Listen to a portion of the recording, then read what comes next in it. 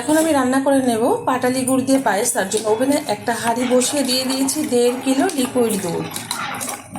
এখনও কিন্তু বরফ রয়েছে। তো বরফটা ভালোভাবে গুলে গেলে এর মধ্যে দিয়ে দেবো গোবিন্দভোগ চাল। তার আগে দেখিয়ে দিই, চালটা ভালো করে ধুয়ে পরিষ্কার করে আমি ঘি দিয়ে মেখে রেখেছি। বরফটা গলার অপেক্ষা, তারপরে কিন্তু চালটা ঢেলে দেব। ভালোভাবে বরফটা গলে গেছে, এখন দিয়ে দেবো ঘি মেখে রাখা গোবিন্দভোগ চাল। ভালোভাবে সিদ্ধ করে নেব। তার আগে দিয়ে দিচ্ছি সামান্য পরিমাণে একটু লবণ। স্বাদটা ভীষণ বেড়ে যায় পায়েস রান্নার। পায়েস বলো পিঠে বলো, একটু লবণ দিলে তার স্বাদটা দ্বিগুণ বাড়ে। ভালোভাবে এবার আমি সিদ্ধ করে নেব চালটা। পায়েসটা কিন্তু অনবরত নাড়াতে হবে, নাহলে কিন্তু তলায় লেগে যাওয়ার ভয় আছে। আর একবার পোড়া গন্ধ বেরিয়ে গেলে সেই জিনিসটা খেতে কিন্তু ভালো লাগে না। তাই একটু সময় ধরে কিন্তু পায়েসটা রান্না করে নিতে হবে। আর সামনেই যেহেতু রথযাত্রা, সেই উপলক্ষে আপনারা এরকম একটু বাড়িতে পায়েস বানিয়ে নিতে পারেন। তো আমি আজকে পাটালি গুড় দিয়ে বানাবো। এই কারণ হচ্ছে আমি সবসময় গুড়টা স্টক করে রাখি আর অসময়ে সেটা রান্না করে থাকি। আর সেই কারণে আজকে একটু পাটালি গুড় দিয়ে পায়েসটা বানিয়ে সেটা আপনাদের মাঝখানে শেয়ার করছি। আশা করি ভালো লাগবে। ভালো লাগলে আমার চ্যানেলটিকে সাবস্ক্রাইব করবেন, লাইক করবেন, শেয়ার করবেন।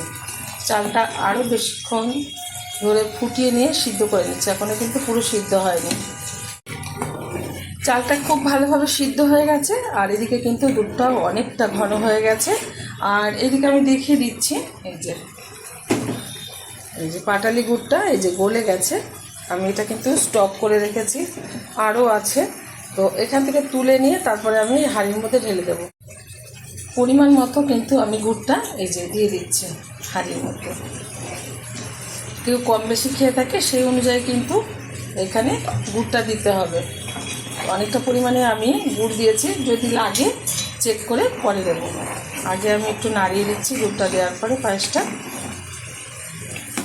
অসময়ে এসব জিনিস খেতে কিন্তু ভীষণই ভালো লাগে। আর আমি প্রতি বছরই ডিপ ফ্রিজে স্টক করে রাখি প্রায় 6 থেকে 7 কিলো মতো গুড়। আর সেটা দিয়েই অটাইমে করে থাকি, অফ সিজনে করে থাকি। অটাইমে বলেছি, অফ সিজনে করে থাকি।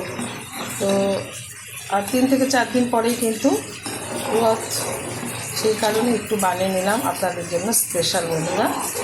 আর সেটাই কিন্তু শেয়ার করলাম। আমি চেক করে নিয়েছি, একদম ঠিকঠাকভাবে মিষ্টিটা হয়েছে।